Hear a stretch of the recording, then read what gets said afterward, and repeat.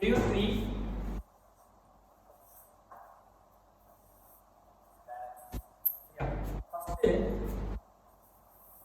நான் இப்போதைக்கு டீயா எழுதுறேன், நீ டீயா முடிச்சுடாத, நீ மேலே இருக்கிறதா சரியா? Equity and liabilities. Equity and liabilities. Balance ஷீட்டோட லைபிலிட்டிஸை மூணா பிரிக்கலாம். நாலா பிரிச்சிருப்பான், நீ மூணா பிரிச்சுக்கோ சரியா? உனக்கு எக்ஸாம்பிள் மூணு தான் கேட்பான். First equity, that is share capital.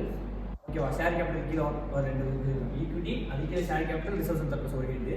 நான் கரண்ட் கரண்ட் மூணே விஷயம். என்னது ஃபர்ஸ்ட் என்னது? ஈக்விட்டி, அடுத்தது நான் கரண்ட் கரண்ட். இந்த பக்கம் நான் current assets, current assets. Asset ரெண்டா பிரிச்சுக்கணும், ஒன்று நான் கரண்ட் அசெட், இன்னொன்று கரண்ட் அசெட்ஸ். ஃபர்ஸ்ட் கவனி,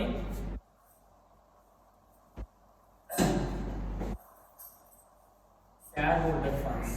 ஷேர் ஹோல்டர் ஃபண்ட்ஸ் இதுல ஷேர் கேபிட்டல், ரெண்டாவது reserves and share capital, reserves and surplus. இப்போ ஷேர் கேபிட்டலோட டோட்டல் அமௌண்ட் இங்க வந்துடும். இது என்ன ஷேர் கேபிட்டல்? ஈக்விட்டியா இருக்கலாம், ப்ரிஃபரன்ஸா இருக்கலாம், அதுக்கு ஆத்தரைஸ் லிமிட் வேற ஒன்று இருக்கலாம், இஷ்யூ எவ்வளோ இருக்கலாம், சப்ஸ்கிரைப் எவ்வளோ இருக்கலாம். இதுக்கான டீடைல்லாம் இது கீழெல்லாம் காட்டவே கூடாது. பேலன்ஸ் ஷீட்ல ஒரே ஒரு லைன் ஐட்டம் தான் இருக்கும், share capital. Share capital against 10 lakhs அமௌண்ட்னா 10 lakhs இருக்கும். இங்க நோட்ஸ் 1 இருக்குன்னா நோட்ஸ் நம்பர் 1 கொடுத்தீங்கன்னா 1, 5 கொடுத்தீங்கன்னா 5 என்ன கொடுக்குறியோ இங்க கொடுத்துடணும். 1 ஸ்டார்ட் பண்ணலாம். இப்போ இந்த 1 ஓபன் பண்ணினா இங்க தான் ஆத்தரைஸ் கேபிட்டல் எவ்வளோ, இஷ்யூட் எவ்வளோ, சப்ஸ்கிரைப் எவ்வளோ, பெய்ட் அப் ஷேர் கேபிட்டல் எவ்வளோ, ஈக்விட்டி எவ்வளோ, ப்ரிஃபரன்ஸ் எவ்வளோ. Equity share capital 10,000 shares of 10 each 1 lakh, 10,000 preference shares of 10 each 1 lakh. மொத்தமா ஆட் பண்ணி இங்க 10 lakhs கம்மி. அப்போ இதுக்கான ஸ்ப்ளிட் அப், இதை கிளிக் பண்ணினா இதுக்கான ஸ்ப்ளிட் அப் எல்லாமே எங்க வரும்? நோட்ஸ் டு அக்கவுண்ட்ஸ்ல இருக்கும். இதுதான் நானாவது, இதுவும் parts of financial statement. Notes அக்கவுண்ட்ஸ்ல என்ன இருக்கும்? Authorised, issued, subscribed, paid up. Paid up வரையும் அதெல்லாம் சும்மா அண்டர்லைன், அதெல்லாம் தேவையில்லை. எது அடிஷன் எடுத்துக்கோ? பெய்ட் அப் கேபிட்டல் மட்டும் தான் எடுத்துக்கோ. பெய்ட் அப்ல என்னென்ன இருக்கலாம்? ஈக்விட்டி ஷேர் இருக்கலாம், ப்ரிஃபரன்ஸ் ஷேர்ஸ் இருக்கலாம். அது ரெண்டு எல்லாமே இந்த ஷேர் கேபிட்டல் வரும். ரிசர்வ்ஸ் அண்ட் சர்ப்ளஸ்க்குள்ள ரிசர்வ்ஸ் ரெண்டா பிரிக்கலாமா? Capital reserves, free reserves. Capital ரிசர்வ்லயே சில ரிசர்வ்ஸ்க்கு ரெக்வயர் செப்பரேட் டிஸ்க்ளோசர். என்னென்ன ரிவால்யூஷன் ரிசர்வ், சிஆர்ஆர், அப்புறம் செக்யூரிட்டி ரிசர்வ், இதெல்லாம் தனியா ரிசர்வ். அதுக்கப்புறம் இந்த மூணாவது படிச்சோம்ல எக்ஸ்போர்ட் ரிசர்வ், ஸ்டாட்யூட்டரி ரிசர்வ், அது எல்லாத்துக்குமே செப்பரேட் டிஸ்க்ளோசர் ரெக்வயர்ட். அப்ப என்ன பண்ணணும்? ரிசர்வ்ஸ் அண்ட் சர்ப்ளஸ்ல டோட்டலா 5 lakhs வந்துரும். இதெல்லாம் இங்க காமிக்க கூடாது. இந்த ரிசர்வ்ஸ் அண்ட் சர்ப்ளஸ்க்கு ஓபன் பண்ணு 2 இது reserves and surplus account open பண்ணு. இதுல சிஆர்ஆர் பேலன்ஸ், இப்போ எக்ஸ்போர்ட் ரிசர்வ் பேலன்ஸ் 540 இருக்கு. அந்த 30 ஓட ஸ்டாட்யூட்டரி ரெக்வயர்மென்ட் முடிஞ்சிருச்சு. இப்போ 30 நீ எந்த ரிசர்வ் மாத்திடுவ? ஜெனரல் ரிசர்வ் மாத்திடுவியா? லைக் 30 மைனஸ் பண்ணி 510. இந்த 30 நீ எங்க ஆட் பண்ணி காமிக்கணும்? General reserve opening balance 120 plus 30 150. Revenue reserve plus P&L balance போடுவியா?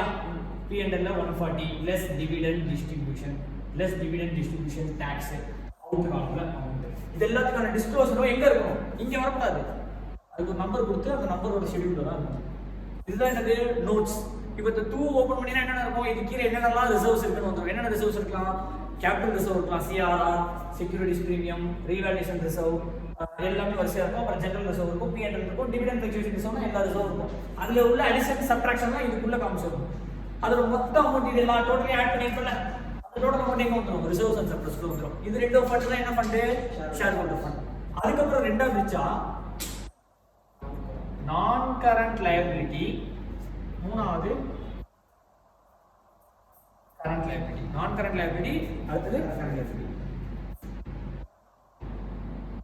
Long term borrowings, short term borrowings. Long term borrowings, short term overdraft, cash credit, இதெல்லாம் short term borrowings. Long term borrowings, debentures, இதெல்லாம் long term borrowings. அடுத்தது long term borrowings, short term borrowings. Long term provision, short term provision. Pension fund, retirement fund அதெல்லாம் maintain பண்ணா அது என்ன provision? Long term. Short term provision, சில provision for bad development tips, இது வேற provision இருக்குன்னா அந்த provision short term provision. Provision for tax, இதெல்லாம் அந்த ப்ரொவிஷன் ஷார்ட் டர்ம் ப்ரொவிஷன். அப்போ long term borrowings, short term borrowings, long term provision, short term provisions. அடுத்தது இங்க இப்போ இங்க என்ன ஐட்டம் மிச்சம் இருக்கு அப்படின்னு பாத்தீங்கன்னா வெச்சுக்கோங்க.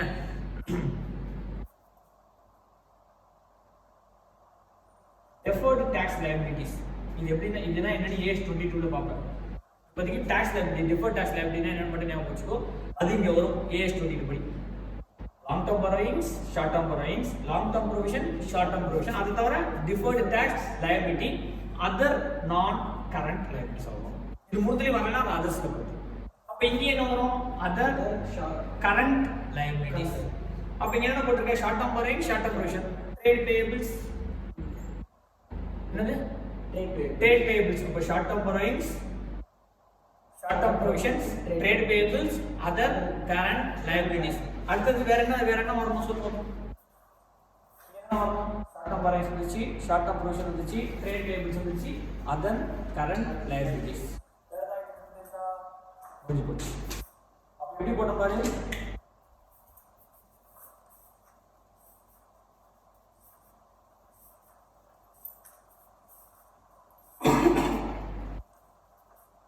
long term borrowings, inga short term borrowings, inga long term provisions, short term provisions, inga deferred tax liabilities போட்டுறோம். அதுக்கப்புறம் மூணுத்துலயே வராத other non current liabilities. இப்போ இது மூணுத்துலயே வராத other current liabilities. இதனால ஒன்னு வரும். அது என்னது? trade payables, short term borrowing, short term provisions, trade payables, other current. இதெல்லாம் ஆட் பண்ணா இதான் total liabilities ஏரியே. இதெல்லாம் ஆட் பண்ணிட்டோம். இதுக்கு பேர் 1 ன்னு வெச்சுக்கோ. இதுக்கு பேர் 2 ன்னு வெச்சுக்கோ. இது மூணுத்தையும் ஆட் பண்ணா இதுக்கு பேர் 3. A is equal to 1 plus 2 plus 3. மொத்தம் ஆட் பண்ண கூடாது. 1 plus 2 தனியா இது ரெண்டுத்தையும் ஆட் பண்ணி இதுக்கு ஆன்சர் 1 ன்னு வெச்சுக்கோ. நோட்ஸ் ஓகோ சார்ட்டோட வரும். இது இங்க 3 4 நோட்ஸ் ஓகோ வெச்சிருக்கோம். ஆட் பண்ணி இதோட வேல்யூ என்னது? 2. இதுக்கு நான் தனியா இருக்கும் ஆட் பண்ணி. இது என்னது? Liability side. அசெட் சைடு பாருங்க. சரிங்களா?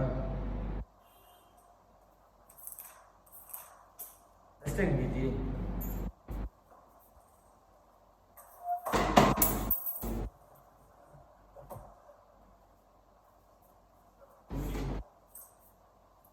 Ira magra ira magra karta.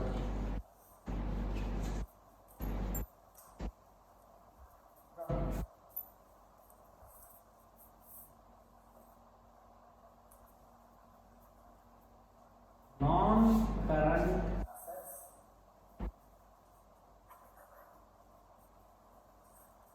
non-current assets, current assets. First non-current assets la fixed asset.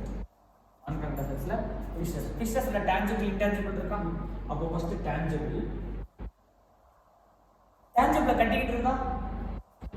Tangible இப்பதான் கட்டிக்கிட்டு இருக்காங்க, asset கட்டிக்கிட்டு இருக்காங்க. Building under process. அப்போ capital WAP யா? Factory building கட்டிக்கிட்டு இருக்காங்க. அது பேர் என்ன? Capital WAP. Fixed asset tangible, intangible பிரிக்கலாம். Tangible ரெடி ஆயிடுச்சுனா tangible asset. இப்போதான் work under construction தான் capital WAP under construction. அடுத்தது intangible intangible இப்போதான் கட்டிக்கிட்டு இருக்காங்க. அது பேர் என்ன? research and development தான். வருமா வராதா? அது நாளைக்குமே எதுக்கு கீழே காமிச்சிருவாரு. fixed asset.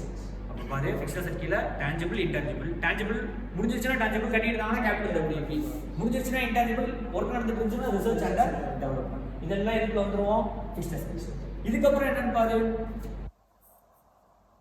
deferred tax asset. இங்க எப்படி deferred tax liability போட்டோமோ இங்க deferred tax asset. இது என்னன்றத நம்ம எங்க பார்க்கலாம்? AS 22 ல பார்க்கலாம். இதுக்கு உங்களுக்கு ஃபைனான்சியல் ஸ்டேட்மென்ட்லாம் வராது. ஜஸ்ட் நான் deferred tax asset. அடுத்து non current investment. non current investment, long term investments. current investment எங்க வந்துரும்? current assets. அப்ப non current investment இங்க வந்துரும். அதுக்கு அப்புறம் other non current assets. other non current assets. இதெல்லாம் இதுக்குள்ள non current assets குள்ள. non current assets என்ன வரும்? first fixed asset, fixed asset tangible, intangible. tangible முடிஞ்சிருச்சுனா tangible asset குள்ள வந்துரும். கட்டிட்டு இருக்கானா capital WAP. intangible கட்டிட்டு இருக்கானா research and development. இதெல்லாம் fixed asset குள்ள வந்துரும். அதுக்கு அப்புறம் fixed asset deferred tax asset. அடுத்து non current investment. அப்ப current investment கீழ வரும். other non current liability assets. இதெல்லாம் இருக்கு. அடுத்து என்ன இருக்கு? current assets. current assets ல first inventories. கரெக்ட்டா? cash and cash equivalents. cash and cash equivalents. current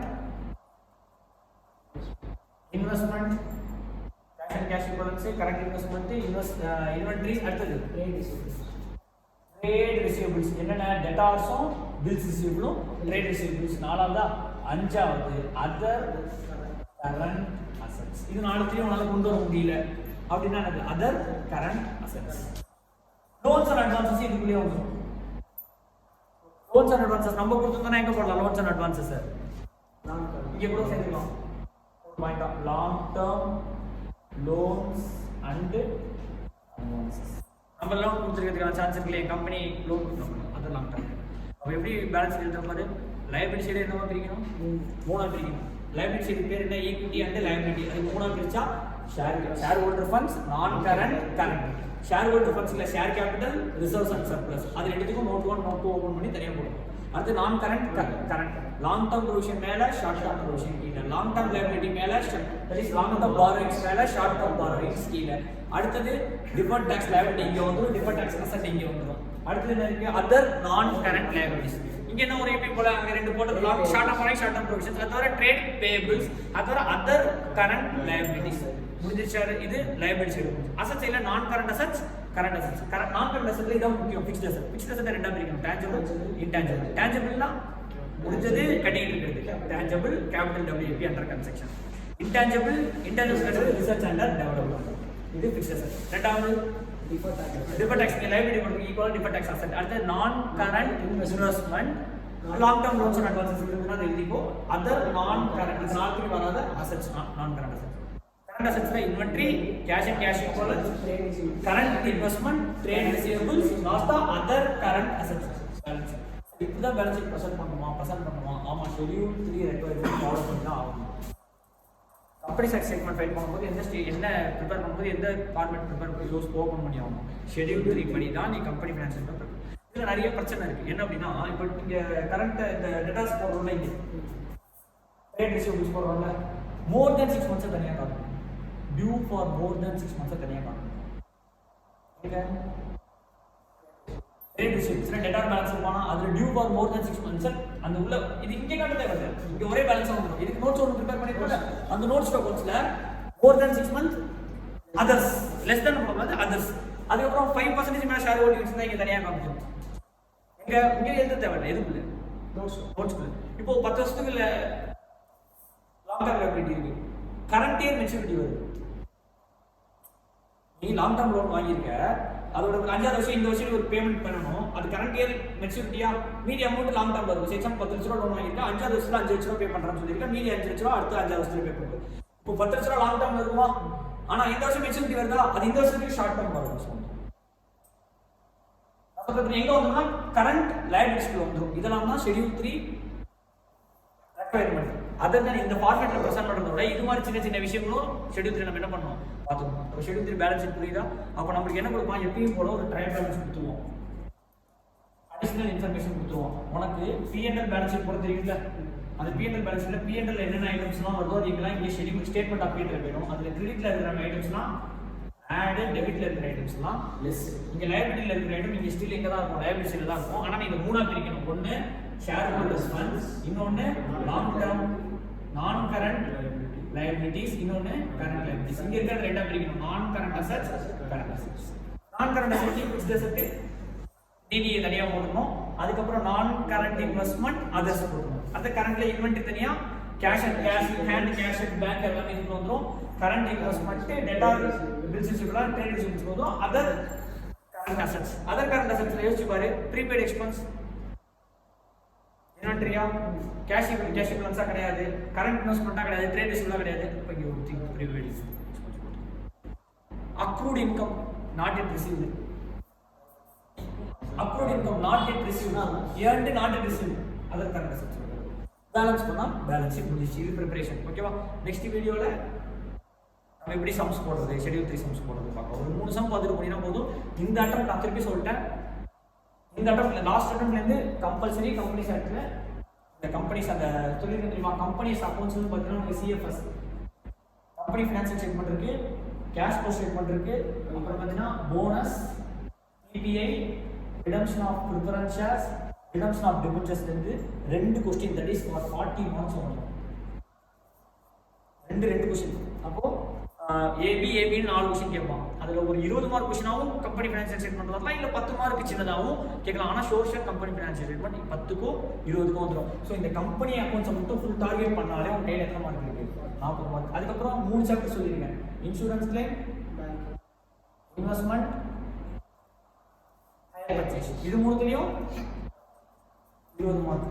3 சாப்டர்ல 2 கொஸ்டின் கேட்டுருவோம். Insurance claim, higher purchase, investment. இந்த 3 சாப்டர்லையும் கன்ஃபார்ம் ஒரு 20 மார்க் கொஸ்டின் கேட்டுருவோம். அதுக்கப்புறம் single entry, branch, department 20 mark.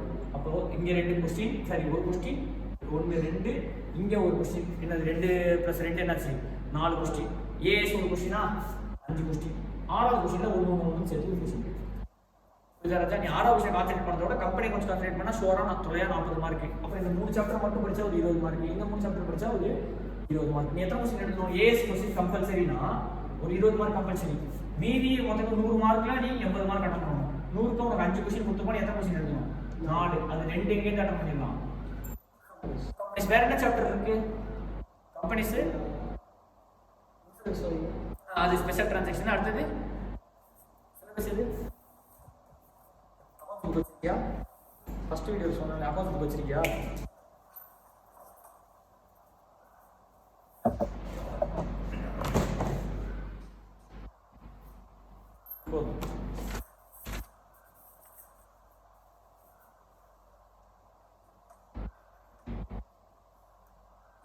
Module 3லேருந்து 40 மார்க்கு, மாடியூல் 2லேருந்து 40 மார்க்கு, மாடியூல் 2ல 40, மாடியூல் 3ல 40, மாடியூல் 1ல ஒரு கன்ஃபார்ம் கொஸ்டின் 20 மார்க் கொஸ்டின் வந்துடும். அப்போ 40 100 மார்க். இதில் 40, இதில் 20, இதில் ஒரு 20 மார்க், இதில் 40, அடுத்த 3 சாப்டர் ஒரு 20, அடுத்த 3 சாப்டர் ஒரு 20. அப்போ 40 80 மார்க் இதுலேருந்து வந்துடும். ஏஎஸ் கம்பல்சரி ஒரு 20 மார்க். அந்த லாஸ்ட் கொஸ்டின் கேட்கறது தெரியுமா? இதுலேருந்து இந்த இப்போ இந்த சாப்டர்லேருந்து கேட்டாங்கன்னு வச்சுக்கோங்க, டிவிடெண்ட் நான் கிராசிங் ஆப்ஷன் தெரியுமா? 4 மார்க் கேட்பான். மேனேஜர் ரெமுனரேஷன் ஒரு 4 மார்க் கேட்பான். இன்சூரன்ஸ் கிளைம்ல கம்பெனிஷன் ஆஃப் அந்த இன்சூரன்ஸ் பாலிசி எவ்வளோன்னு கிடைக்கிறது மட்டும் ஒரு 4 மார்க் கேட்பான். ஏஎஸ்ல ஒரு சின்ன கொஸ்டின் 4 மார்க் கேட்பான். எந்த கொஸ்டின்? லாஸ்ட் கொஸ்டின் 6th கொஸ்டின்ல 5 4 மார்க் தான் கேட்பான். 8 மார்க் கொஸ்டினே வராது. 10 மார்க் கொஸ்டினே வராது. எத்தனை மார்க் கொஸ்டின் தான் இருக்கும்? 4 மார்க். இப்போ ஃபர்ஸ்ட் கொஸ்டின் 4 5 மார்க், ரெண்டாவது கொஸ்டின் ஏபி 10 10, மூணாவது கொஸ்டின் ஏபி 10 10, 4 ஏபி, 5 ஏபி, 6வது கொஸ்டின் மட்டும் பார்த்தீங்கன்னா ஏபிசிடி 4 5 மார்க் கொஸ்டின் 4 கேட்போம். அப்போ 10 மார்க் கொஸ்டின் எங்கேருந்து வருதுன்னா அந்த 2 3 4 5 தான். அந்த 4 கொஸ்டின் தான் 10 மார்க்காக கேட்பான். அந்த 4 கொஸ்டின்ல 2 கம்பெனிஸ் அக்கௌண்ட்ஸ், இன்வெஸ்ட்மெண்ட், இது ரெண்டாவது, இது 1, இது 2 3, இது 4, இது 5. 6th question A B C D, first question A B C D. 6th கொஸ்டின்ல மிக்சர் ஆஃப் ஆல் சாப்டர்ஸ் வரும். ஃபர்ஸ்ட் கொஸ்டின்ல ஏஎஸ் மட்டுமே. அப்போ ஏஎஸ் நம்ம ஆல்ரெடி பார்த்துருப்போம். ஏன்னா ஏஎஸ் பார்த்தாச்சு ஆல்ரெடி. இந்த குரூப் 1 ஏஎஸ் என்ன தவிர மீது எல்லாமே நல்லா பண்ணிட்டோம், கவர் பண்ணிட்டோம். ஸோ அதை கவர் பண்ணாலே கிட்டத்தட்ட ஒரு 20-25 மார்க் வந்துடும். ஸோ ஷெட்யூல் 3 பேலன்ஸ் ஷீட் புரிஞ்சுக்கோ, P&L புரிஞ்சுக்கோ. சம்ஸ் நெக்ஸ்ட் வீடியோவில் போட்டோம்னா நம்மளுக்கு கம்பெனிஸில் இன்னும் ரிடம்ஷன் ஆஃப் டிபென்ச்சர்ஸ் மட்டும்தான்.